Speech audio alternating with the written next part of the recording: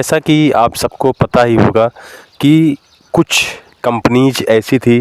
जैसे ब्लिंकिट वगैरह, इनके द्वारा ये दावा किया जाता था कि अगर कस्टमर इनकी वेबसाइट से कोई भी सामान परचेज करते हैं, सामान इन द सेंस कि चाहे वो किराने का सामान हो, चाहे वो सब्ज़ी का सामान हो या किसी तरीके का फूड आइटम, तो अगर कोई भी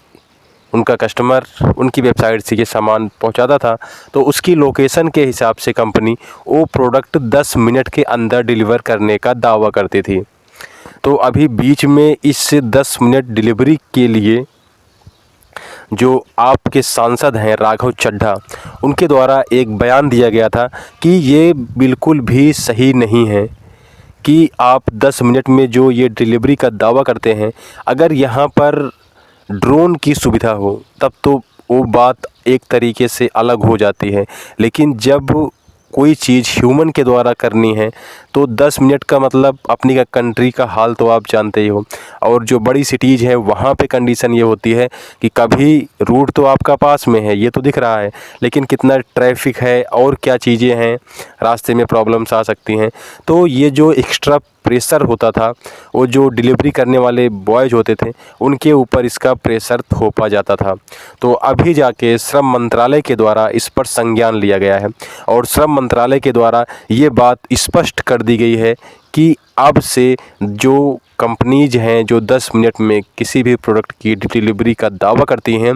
इस तरीके के दावा अब ऐसी कंपनियां नहीं कर सकती हैं, क्योंकि ये चीज़ें जो हैं वो जब ये चीज़ किसी ह्यूमन के द्वारा की जा रही है तो उस ह्यूमन पर ये एक तरीके का एक्स्ट्रा दबाव बनाया जाता है। और अगर ये चीज़ें करनी हैं तो आने वाले टाइम में आर्टिफिशियल इंटेलिजेंस इतनी ज़्यादा